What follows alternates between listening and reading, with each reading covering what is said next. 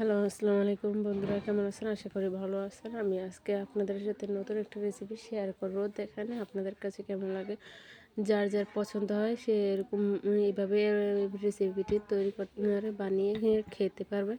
তো আমি রেসিপিটা বানাচ্ছি, এটা গ্রামের একটা ঐতিহ্যবাহী হিসাবে একটা খাবার। সবাই এটা পছন্দ করে না, আবার অনেকে এখন পছন্দ করে।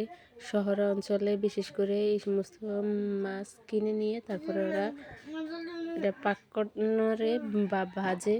এটা আমি চান্দা মাছটা আমি বাটা ফিশ নিয়ে তারপরে এখানে আমি কাঁচামরিচ, পেঁয়াজ, ধনিয়া পাতা, লবণ, মরিচের গুঁড়া, হলুদের গুঁড়া পরিমাণ মতন, স্বাদ মতন আমি দিয়ে দিচ্ছি। যে যেরকম ঝাল খান ঠিক ওরকম মতন দিলেই হবে। তো আমি এখানে আমি যেরকম জাল খাই বা আমাদের বাচ্চা যেরকম জাল খেতে পারবে ঠিক ওইভাবে ওইরকম একটি ঝাল নিয়েছি। তো দেখেন এখন আমি এটা এভাবে বড়া বানাতে গেলে এটা একদম পানির বেশি বাটার শিল বাটার পরও দেখেন কেমন ভিজা ভিজা একদম নরম হয়।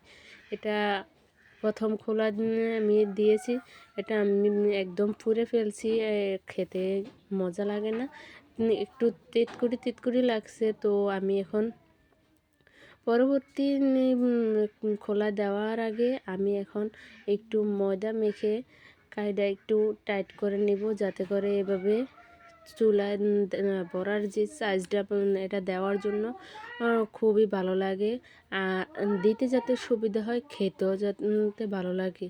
তো এই দেখেন আমি এখন দ্বিতীয়বারের মতন খোলা দিয়েছি।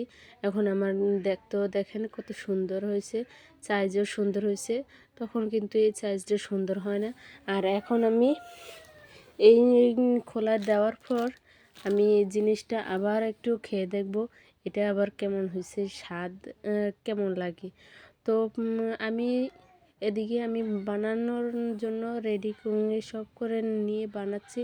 তো এখানে কি দিয়ে খাবো, এটা কি দিয়ে খেলে খুব স্বাদ হবে সেটা ভাবতে ভাবতে দেখেন এই যে আমার বড়াটা সুন্দর করে হয়ে গেছে।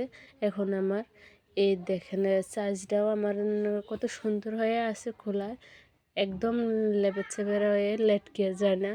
তো দেখেন আমার সম্পূর্ণ এখানে খোলার বড়া হয়ে গেছে। আর এখন আমি এই খাবারটা পরিবেশন করব সস দিয়ে। আপনারা চাইলে সস দিয়ে পরিবেশন করতে পারবেন। আমি সস দিয়ে পরিবেশন করব। আর সবাই দোয়া করবেন, ভালো থাকবেন।